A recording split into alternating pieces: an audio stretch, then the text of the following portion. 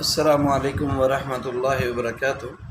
عزیز طالبات، امید ہے کہ آپ نے گزشتہ سبق اس کی عبارت، ترجمہ اور مطالب سمجھ لیے ہوں گے۔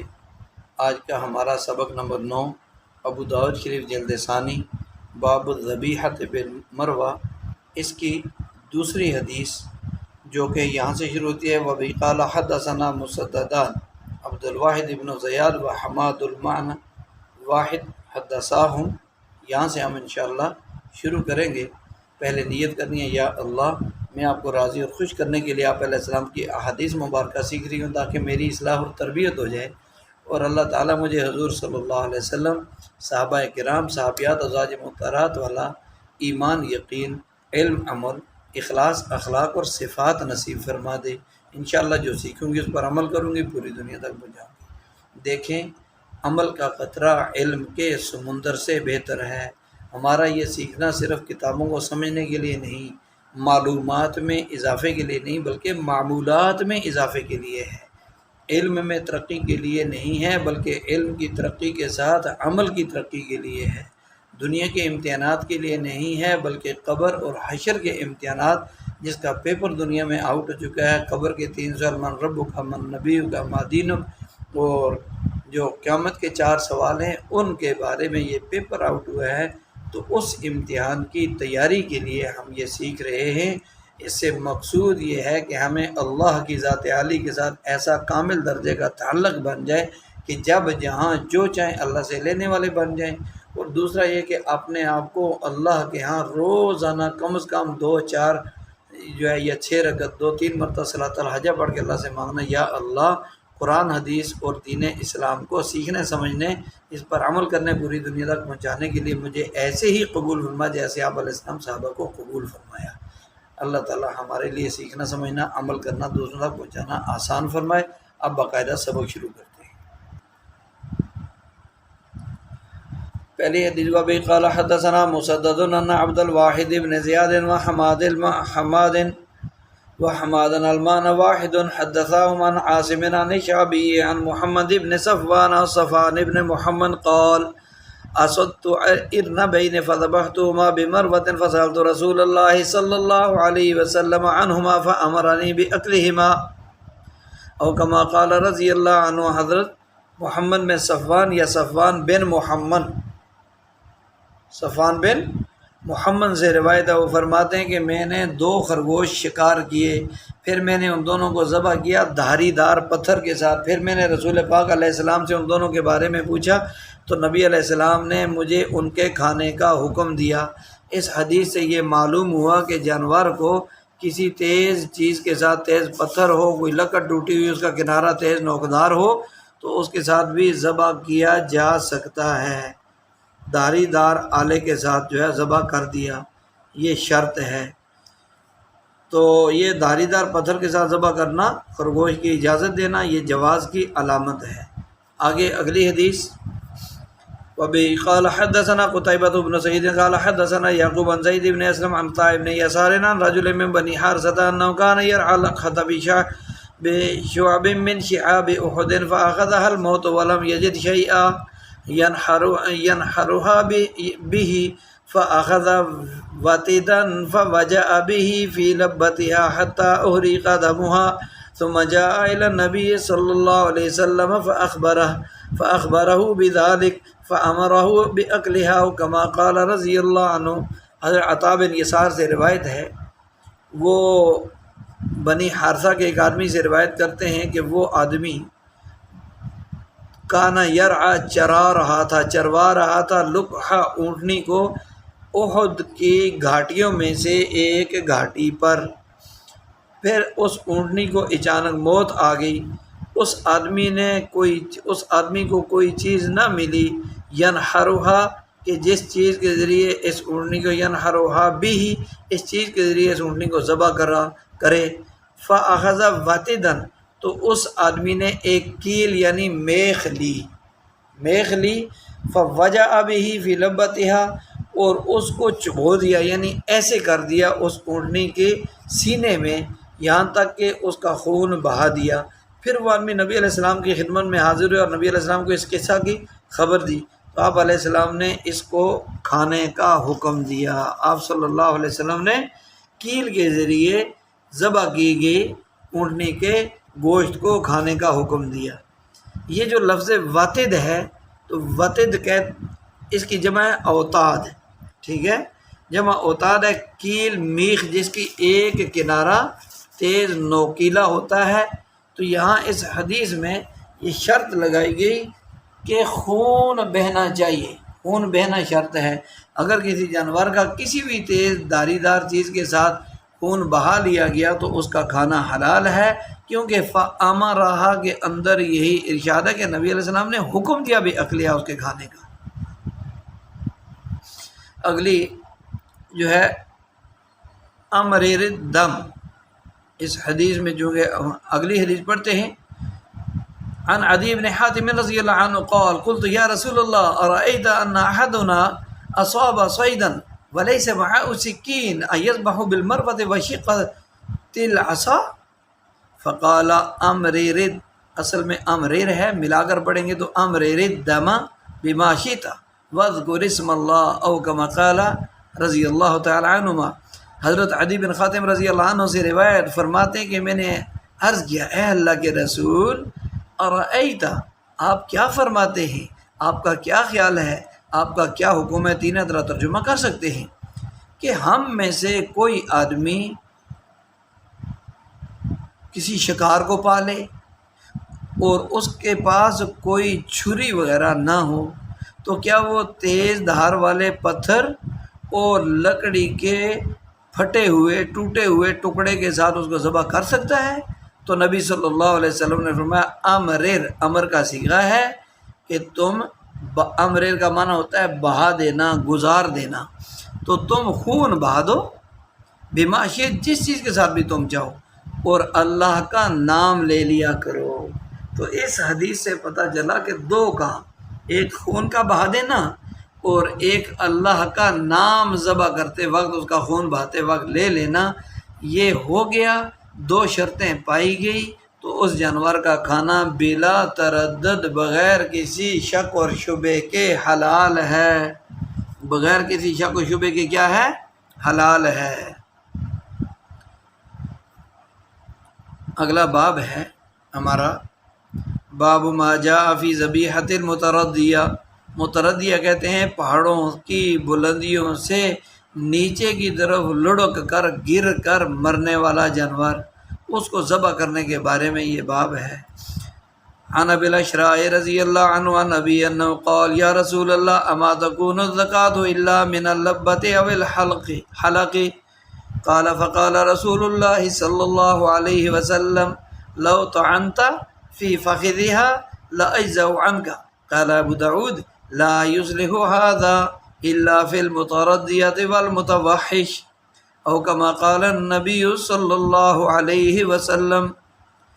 حضرت ابو العشرہ اپنے والد سے روایت کرتے ہیں، ان کے والد نے نبی علیہ السلام سے نقل کرتے ہوئے فرمایا کہ اے اللہ کے رسول اما تکون الزکاۃ، اما تکون الزکاۃ، کہ اللہ کے رسول کیا ذبح کرنا آلات جو ہے وہ کیا ذبح کرنا نہیں ہوتا سوائے سینے یا حلق کے، یعنی کیا ذبح سینے اور حلق میں ہی ہوتا ہے؟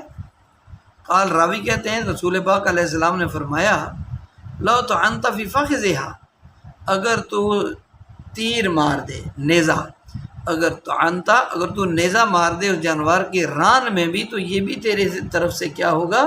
تجھے کافی ہوگا۔ امام ابو داؤد رحمۃ اللہ علیہ فرماتے ہیں لا یصلح، کہ یہ جو ہے یصلح الا فی المتردیہ والمتوحش، کہ یہ ذبح کرنا صرف متردیہ یعنی اوپر سے گر جانے والے اور وحشی جانور کے متوحش کے ذبح کرنے کا طریقہ ہے۔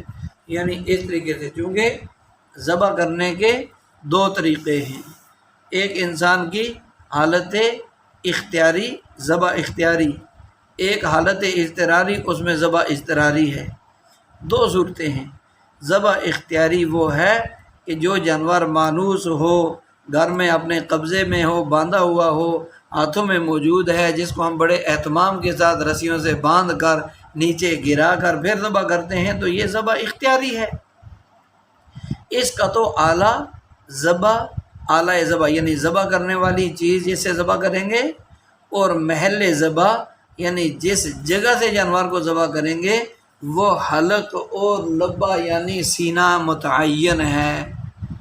حالت اختیاری میں ذبح کیے جانے والے جانوروں کو ذبح جو کرنا ہے وہ تو اس ذبح کرنے کے لیے ذبح کرنے کا آلہ بھی متعین ہے، یعنی چھری وغیرہ تیز قسم کی، اور ذبح کرنے کی جگہ بھی متعین ہے۔ جگہ سے مراد یعنی جانور کے جسم کے کس حصے پر وہ چھری چلائی جائے گی، وہ دو حصے حلق یا اس کا لبہ سینہ، ٹھیک ہے جی، وہ ہے۔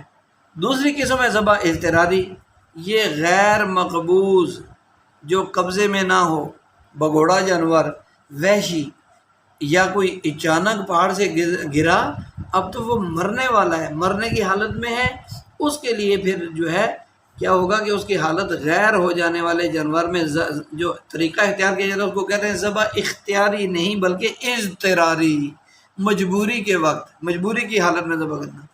تو ذبح کے مشہور طریقے تک اگر ہم پہنچیں گے، جیسے عام طور پر جانوروں کو ذبح کرتے ہیں تو اس صورت تک پہنچنے تک تو یہ جانور ہاتھ سے نکل جائے گا، ممکن ہے یہ جلدی اس کی جان نکل جائے، مردار ہو جائے۔ تو اس سے پہلے کہ اس کی جان نکل جائے اور ہمارے ہاتھوں سے یہ چلا جائے، تو ذبح اضطراری میں زخمی کرنے والی جو بھی چیز مل جائے اور جسم کے جس حصے میں ممکن ہو اس چیز کو یوں ٹھوکیں گے اور اس کو بسم اللہ اکبر پڑھ کر زخمی کر دیں گے، خون بہہ گیا تو اب اس جانور کا کھانا بلا تردد بغیر کسی شک و شبے کے جائز ہے۔ اور حدیث باب اسی پر محمول ہے، حدیث باب جو ہے وہ اسی پر محمول ہے۔ یہ جو صحابی ہیں ابو العشرہ، یہ عن ابی ہی، ابو العشرہ کے نام کی متعین کرنے میں اختلاف ہے۔ ایک قول یہ ہے کہ یسار بن بکر، دوسرا قول ہے عبداللہ، تیسرا قول ہے سنان ابن برزیہ، سنان بن بلز، اور چوتھا قول ہے عامر، پانچواں اسامہ بن مالک بن قحطم، چھٹا قول ہے عطارد۔ ابو العشرہ سے صرف ایک یہی حدیث مروی ہے یعنی روایت کی گئی ہے۔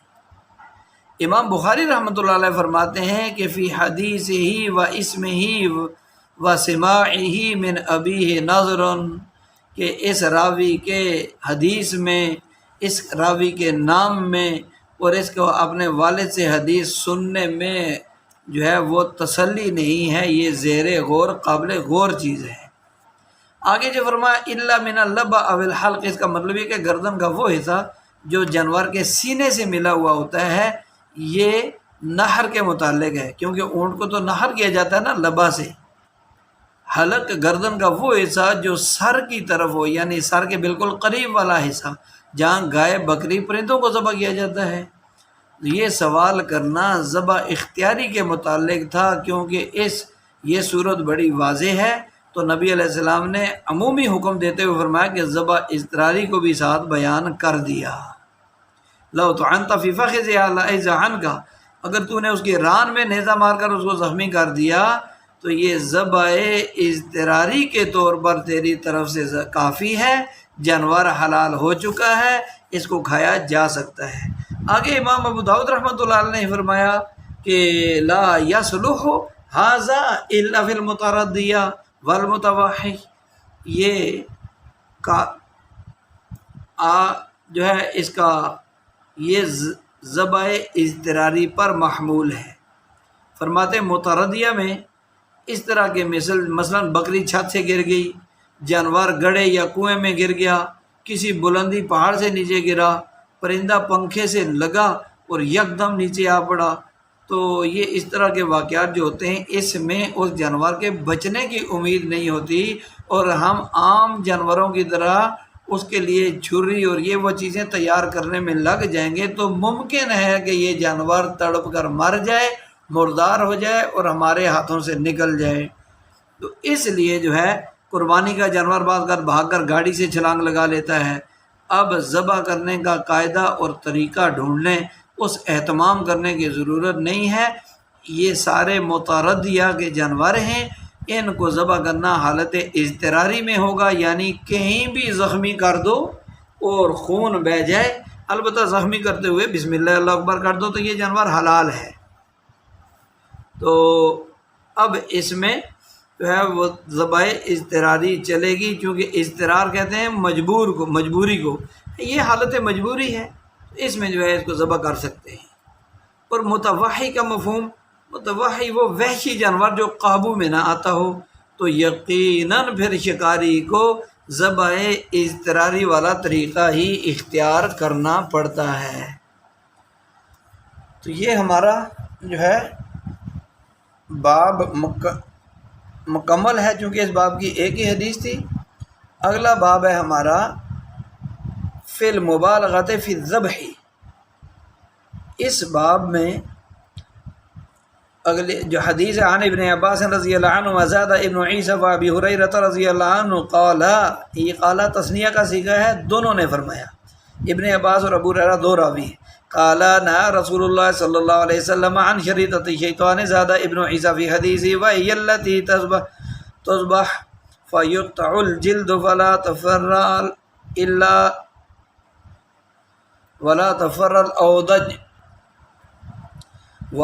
تفر الاوداج ثم تترک حتی تموت۔ یہ اس باب کی ایک حدیث ہے۔ حضرت ابن عباس اور حضرت ابو ہریرہ رضی اللہ تعالیٰ عنہما دو راوی ہیں، کہتے ہیں کہ رسول پاک صلی اللہ علیہ وسلم نے منع فرمایا رسول اللہ صلی اللہ علیہ وسلم نے شریطۃ الشیطان سے۔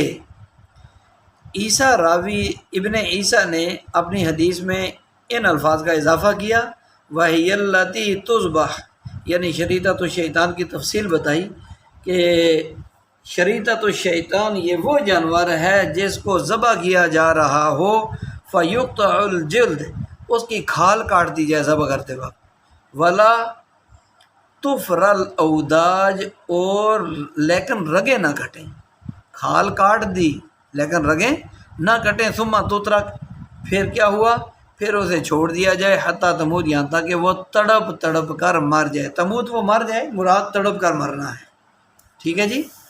تو یہ سابقہ دونوں ابواب میں اعلیٰ ذبح، یعنی ذبح کرنے والی چیز، محل ذبح یعنی جانور کو کس جگہ سے، جسم کے کس حصے سے ذبح کیا جائے گا، اس پر وہ آلہ چلایا جائے گا، اس کے تعمیم یعنی عام ہونے کا ذکر تھا۔ اب یہاں کمال ذبح کا ذکر ہے کہ ذبح کا کمال طریقہ کیا ہے، چونکہ اسلام کامل مذہب ہے اور اسلام کا کامل اور مکمل دستور زندگی ہے، تو یہ ہر کام میں اعتدال اور کمال کا ایمان والے مردوں عورتوں سے اسلام مطالبہ کرتا ہے۔ تھوڑا سا زخم کر دیا، کھال کاٹ دی، پھر آہستہ آہستہ خون بہہ کر جانور کی روح نکلے، اس کو کہیں گے تڑپا دینا، تو یہ تڑپا کر مارنا ممنوع ہے اور شیطانی طریقہ ہے، اس کو کہا شریطۃ الشیطان۔ کمال ذبح کا معیار کیا ہے؟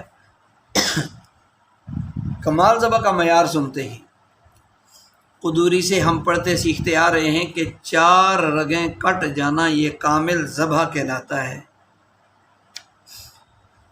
جو بذل المجہود ہے اس میں لکھا ہوا حقتا یقطع الحلقوم والمری والودجان، یہ 4 رگوں کے نام ہیں۔ تو سب رگیں کٹ جائیں گی تو یہ جانور کامل درجے کا ذبح ہو گیا۔ اس کو کہتے ہیں مبالغے سے، یعنی خوب کسی کام کو انتہا تک لے جانا، اعلیٰ درجے میں ذبح کرنا۔ اکثر رگیں کٹ جانے سے بھی جانور حلال ہو جاتا ہے، 4 میں سے اکثر 3 ہو گئی۔ یہاں چونکہ بحث ہے کمال ذبح کی تو اسی پر عمل کیا جائے گا۔ حلقوم کہتے ہیں سانس والی رگ کو، مرئی کہتے ہیں غذا والی رگ کو جیسے خوراک اندر جاتی ہے، وجین جو کہتے ہیں وہ کہتے ہیں یہ دونوں خون کی رگیں ہیں۔ ان شریطۃ الشیطان، شیطان کی پٹی پڑھائی ہوئی ناقص ذبح۔ شریعت تو شیطان کا لفظی معنی کیا ہے؟ شیطان کی پٹی پڑھائی ہوئی ناقص ذبح۔ اور یہ کیا ہے؟ جیسے حجام یعنی نائی کچھ بال چھوڑ دیتا ہے، کچھ کاٹ لیتا ہے، اسی طرح یہ بھی کچھ تو جانور کو کاٹ دیتے ہیں، کچھ رگیں چھوڑ دیتے۔ اور شیطان کی طرف نسبت اس لیے کی گئی ہے کہ اسی نے ان لوگوں کو بہکایا ورغلایا، اس لیے اس کو شریعت الشیطان کہا گیا ہے۔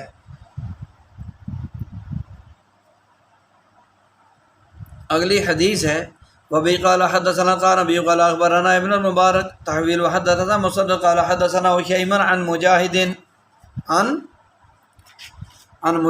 عن ابی الوداق عن ابی سعید رضی اللہ عنہ قال سألت رسول اللہ صلی اللہ علیہ وسلم عن الحنین فقال قولوه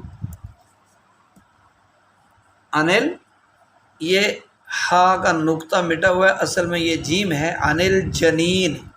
جیم کا نقطہ اگر آپ کی کتابوں میں نہ ہو تو ڈال دینا، یہاں لفظ جنین ہے، لفظ جنین۔ فقال قولوه ان شئتم وقال مسدد قلنا یا رسول اللہ ننحر الناقة ونذبح البقرة والشاة فتجد في بطنها الجنين أنلقيه أم نأكله قال قولوه ان شئتم فإن زكاته زكاة أمه او كما قال النبی صلی اللہ علیہ وسلم۔ حضرت ابو سعید خدری رضی اللہ تعالیٰ عنہ راوی ہیں، فرماتے ہیں کہ میں نے رسول پاک علیہ السلام سے جنین کے بارے میں پوچھا۔ کس کے بارے میں پوچھا؟ جنین کے بارے میں۔ جنین اس بچے کو کہتے ہیں جو جانور کو ذبح کرنے کے بعد اس کے پیٹ سے نکلتا ہے، تو جنین کے بارے میں پوچھا۔ آپ علیہ السلام نے اس کو اگر تم چاہتے ہو کولو اسے کھا لو اگر تم چاہو۔ مسدد راوی کہتے ہیں ہم نے عرض کیا، رضی اللہ تعالیٰ عنہ کہتے ہیں ہم نے عرض کیا اللہ کے رسول ہم اونٹنی ذبح کرتے ہیں، اونٹنی کو نحر کرتے ہیں، اور گائے اور اس کو بکری وغیرہ کو ذبح کرتے ہیں، پھر ہم اس کے پیٹ میں کوئی بچہ پاتے ہیں ذبح کرنے کے بعد، کیا اس بچے کو ہم پھینک دیا کریں یا کھا لیا کریں؟ آپ صلی اللہ علیہ وسلم نے فرمایا اسے کھا لیا کرو اگر تم چاہو، اسے کھا لو اگر تم چاہو۔ فَإِنَّ زَكَاتَهُ کہ اس بچے کا ذبح اس کی ماں کا ذبح کرنا ہے، کہ اس بچے کا ذبح کرنا، اس کی جو ہے ماں کو ذبح کر دیا تو یہ بچے ہی کو ذبح کر دیا ہے۔ اس لیے جو ہے جنین کہتے ہیں هُوَ الْوَلَدُ مَا دَامَ فِي بَطْنِ أُمِّهِ، بچہ جب تک ماں کے پیٹ میں رہے وہ جنین ہے، ٹھیک ہے؟ تو پوشیدہ ہونا، بچہ ماں کے پیٹ میں پوشیدہ ہوتا ہے، اس لیے جنین کہا جاتا ہے۔ جنت، جن، جنون، جنہ، جنین، ان سب میں پوشیدہ ہونے کا معنی پایا جاتا ہے۔ جنین کا حکم یہ ہے کہ بکری، گائے، اونٹنی، بھینس وغیرہ کو ذبح کیا، اس کے پیٹ میں سے بچہ زندہ نکلا تو اس کا حکم کیا ہے؟ اس کی جو ہے وہ دو صورتیں آپ کو بتا دی ہیں۔